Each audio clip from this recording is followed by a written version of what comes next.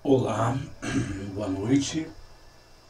Meu nome é Caio César Ribeiro. Eu vou falar um pouquinho de uma mutação cromossômica benéfica, né, para o trabalho da disciplina de genética da especialização em biologia molecular. Então eu vou falar sobre a visão tetracromática. A maioria dos mamíferos tem uma visão deficiente de cor, porque elas têm apenas dois tipos de cones. As células da retina, elas discriminam as diferentes cores da luz. Os seres humanos, como outros primatas, têm três tipos. O legado de um passado onde a boa visão de cor para encontrar frutos maduros, coloridos, foi uma vantagem de sobrevivência. O gene de um tipo de cone que corresponde mais fortemente ao azul é encontrado no cromossomo 7, enquanto que o vermelho e verde são encontrados no cromossomo X. Uma vez que os homens, têm apenas um X, uma mutação que desativa o gene vermelho ou o gene verde produzirá o daltonismo vermelho-verde, enquanto nas mulheres tem uma cópia de backup, Então as mulheres não têm esse problema com o daltonismo. Isso explica que esta é uma condição quase exclusivamente masculina. Então, uma mutação para o gene vermelho ou verde, em vez de desabilitá-lo, muda o intervalo de cores para o qual ele responde, surgindo a partir da duplicação e divergência de um único gene de cone ancestral.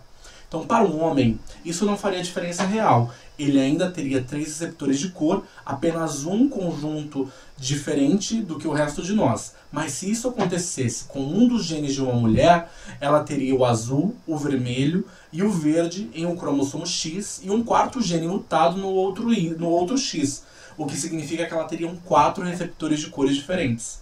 Ela seria como um pássaro e uma tartaruga, um tetracromata, teoricamente capaz de discriminar matrizes de cor que o resto de nós não pode distinguir. Então aqui a gente tem um exemplo da imagem mostrando a visão do ser humano normal e a visão de um pássaro. Então um tetracromata teria essa visão. Ele ampliaria aqui a gama de cores, a saturação de cores. E o número, a quantidade diferente de cores diferentes que ela poderia observar. Então, um estudo realizado por Handley em 2002 sugeriu que entre 2 e 3% das mulheres elas têm 4 células cone e que uma dessas células é responsável pelo cromatismo e pela sensibilidade entre vermelho e um diferente verde ou um verdadeiro amarelo, possibilitando uma percepção de cores melhor. Um outro estudo de Menster 2006 sugere que 50% das mulheres e 8% dos homens têm 4 fotopigmentos, que correspondem ao aumento da discriminação cromática se comparando aos tricromatas. A base biológica desse fenômeno é a inativação do cromossomo X de alelos heterozigotos para os genes de pigmento retinal, que é o mesmo mecanismo dos macacos e da visão tricromática. Os humanos não podem ver a luz ultravioleta diretamente, porque o cristalino bloqueia todo o comprimento de onda de 300 a 400 nanômetros. E as ondas mais curtas são bloqueadas pelas córneas.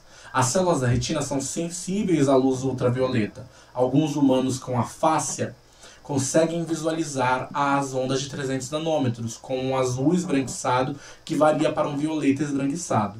O tetracromatismo pode melhorar uma visão de pouca iluminação. Então aqui está o espectro do visível e aqui o ultravioleta e o infravermelho. Então a gente só consegue visualizar essa porção aqui. E com algumas pessoas conseguem ver um pouquinho menos aqui do que os 300 nanômetros. Já as renas, elas vivem num lugar onde o sol permanece muito baixo por longos períodos, por conta da questão da Terra, da inclinação dos polos e por conta dos polos eles receberem a incidência do sol por um menor período do tempo.